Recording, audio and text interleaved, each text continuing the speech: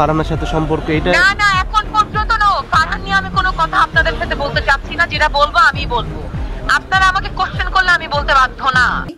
ব্যাপারটা এত ইজি না, আত্মহত্যা এত ইজি না। আমরা সবাই মানুষ, দুঃখ থাকবে, কষ্ট থাকবে। বাট আমার বাবা চলে গেছে, 2 বছর হয়েছে।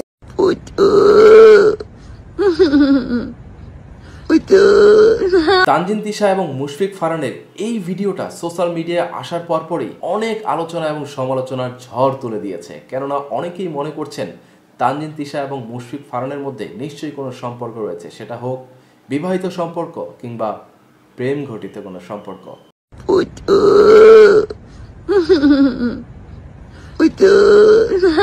আর এরই মধ্যে তানজিন তিশা হঠাৎ করে অসুস্থ হয়ে হাসপাতালে ভর্তি হয়।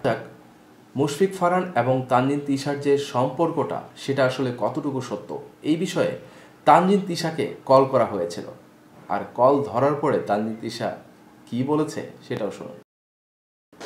যারা যারা এই কথাগুলো বলবে, আমার যদি কানে আসে, আমি প্রতিটা মানুষকে আমি আইনের আওতায় আনবো। This is fixed and final.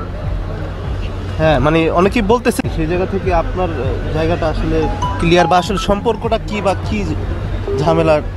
যদি আমার সামনে সাহস করে আসতে পারে, ইচ এন্ড এভরিওয়ান, প্রত্যেকটা মানুষ আইনের আওতায় আসবে, and that's my promise.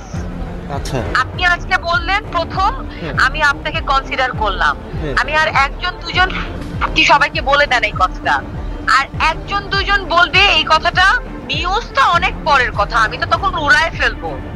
But এখানে মুখ দিয়েও যদি কেউ বলে বা আমি শুনতে পাই কারো নাম আইনের আয়তায়, মানে আমার পাওয়ার খাটায়, মানে আমার পাওয়ার যে ইভেন যত বড় পাওয়ার খাটানো যায় সেই পাওয়ার খাটায় আমি আসলে যা করার করব।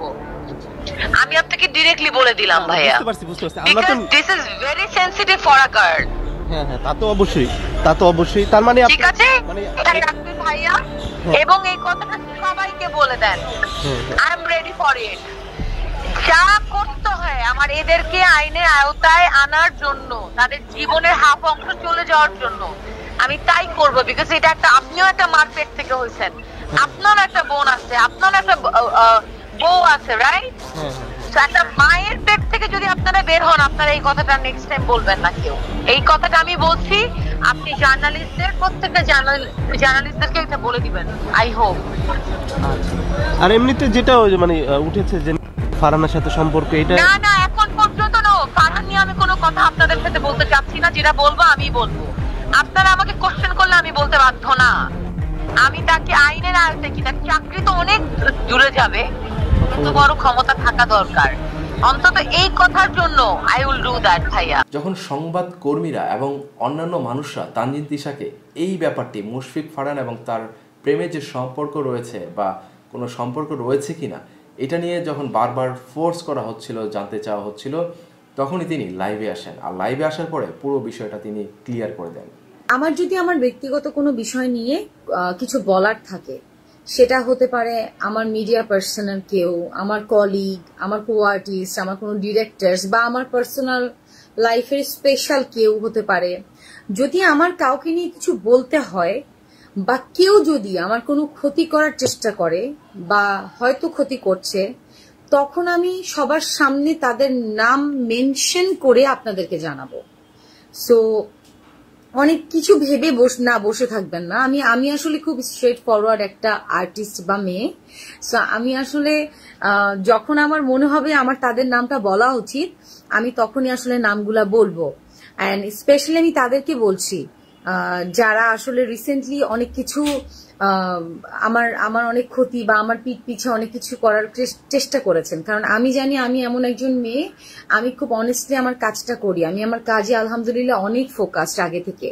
আমি কখনো কারো ক্ষতি করি না, ক্ষতি করতে পছন্দ করি না।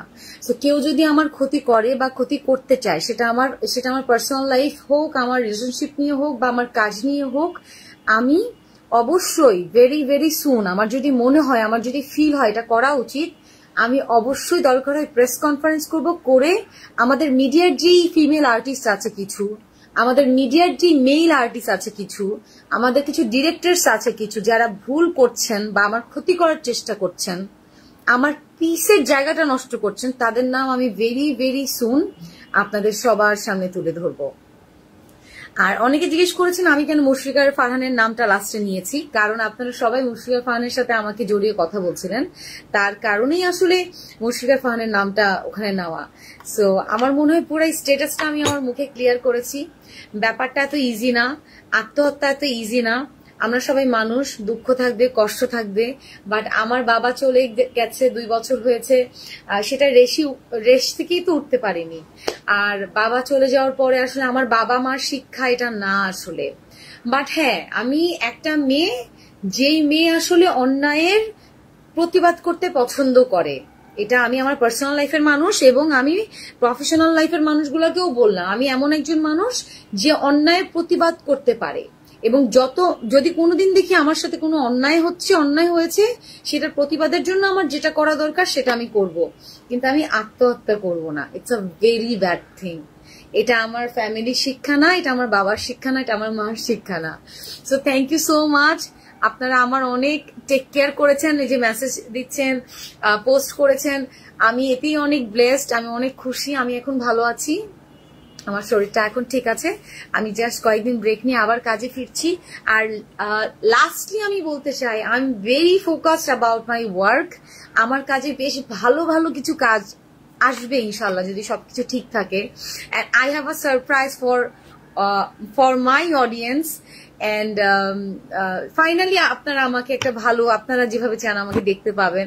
সো আমি আমার কাজ নিয়ে না অনেক বিজি। মানুষের লাইফে না দুঃখ কষ্ট অনেক থাকতে পারে পার্সোনাল লাইফে, বাট আমি আমার কাজটা নিয়ে এখন ফোকাস। সো প্লিজ আমার কাজটাকে আপনারা ভালোবাসেন, সাপোর্ট করেন, অ্যান্ড আমি কাজটা নিয়ে থাকতে চাই। That's it. সমস্ত কিছুর পরেও এখন পর্যন্ত মুশফিক ফারহানের কোনো রকমের মন্তব্য এই বিষয়ে পাওয়া যায়নি। ব্যাপারটা নিশ্চয়ই অনেকের কাছে এখন পর্যন্ত ঘোলাটে রয়ে গেছে। আর তানজিন তিশা পরবর্তীতে হয়তোবা এই বিষয়টি নিয়ে একদম খোলামেলা কথা বলবেন, এটাও তিনি আকার ইঙ্গিতে বুঝিয়ে দিয়েছেন। যাই হোক, যারা এই মুহূর্তে ভিডিওটি শেষ পর্যন্ত দেখেছেন তারা নিশ্চয়ই অনেক কিছুই বুঝতে পেরেছেন যে এখানে ঘটনাটি আসলে কী ছিল। আপনাদের কোনো মতামত থাকলে লিখে ফেলুন কমেন্ট বক্সে।